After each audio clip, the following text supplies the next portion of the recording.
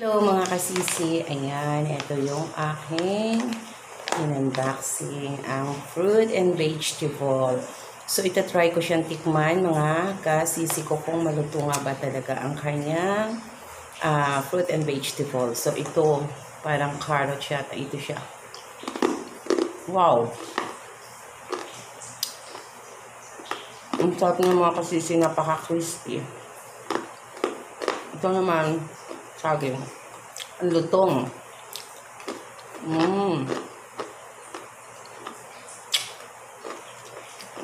Ito naman, okra. Ay, wow! Grabe. Perfect siyang pang snack mga kasisi ko. Napakalutong. At saka, napakasarap niya. Talagang mag-enjoy yung mga kids nyo na mga hindi kumakain ng gulay.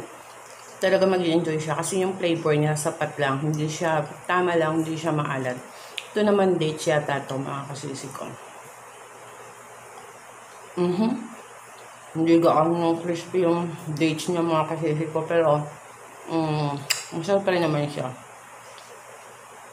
Ito yata dragon fruits. Ayun.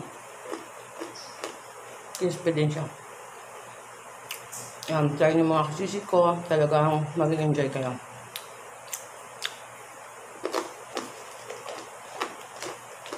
Ito naman mga kasisi ay pipino. Wow. Sarap din. Crunchy din siya. Ito naman, mushroom. Ang cute ng mushroom.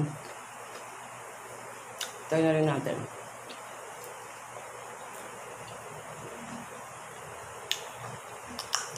Ang lutong din. Ang sarap. Sarap.